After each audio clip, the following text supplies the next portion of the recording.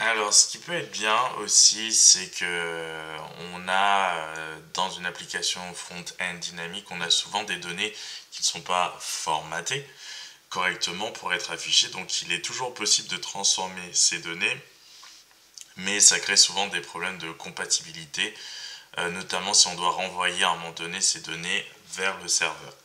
Donc Angular pardon, nous fournit un type d'outil puissant. Pour ce cas de figure, ce sont les pipes.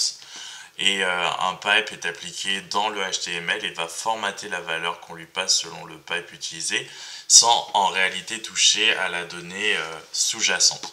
Donc on va un peu modifier la classe, nous. Donc on a un titre là, par exemple, Jeep, Porsche, machin. Et ce qu'on fait, c'est qu'on va ajouter un pipe. Donc voilà, pipe, et on va mettre par exemple uppercase. Uppercase, alors il y a aussi lowercase et title case, mais on va déjà voir ce que ça donne. Donc effectivement, vous voyez que ça met tout en majuscule. Donc ok, c'est cool, mais bon, rien de fou non plus.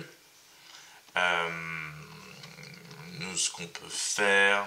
Attends, j'aime pas la couleur bleue là, peut-être que je vais changer plutôt. Je vais juste modifier le hop.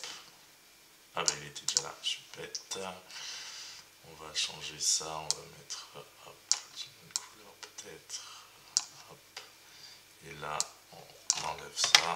Ah, voilà, je préfère.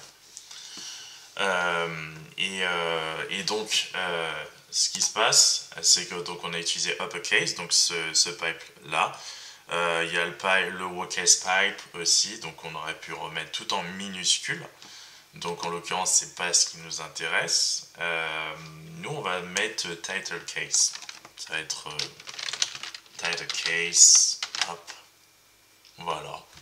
Donc rien de particulier. Donc essayez de retenir quand même les trois, title case, uppercase et lowercase. Il faut bien comprendre que les pipes ne changent en rien à la valeur des variables sous-jacentes. Les pipes existent uniquement pour modifier le formatage, donc affiché d'une donnée. On ne peut pas d'ailleurs les utiliser ailleurs que dans le template. Euh, et d'ailleurs, justement, il faut mieux ne pas les utiliser autre part que dans une string interpolation. C'est ce qui est préférable. Donc voilà.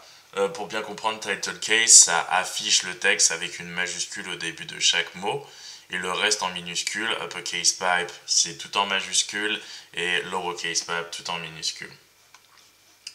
Donc voilà. C'est ce que je voulais vous montrer en tout cas pour cette partie-là. Ensuite, on va voir comment on formate des dates. Donc là, pour l'instant, j'ai pas mis de date, donc ça va nous permettre d'ajouter justement une propriété, un attribut en plus dans le modèle pour pouvoir effectivement afficher des dates.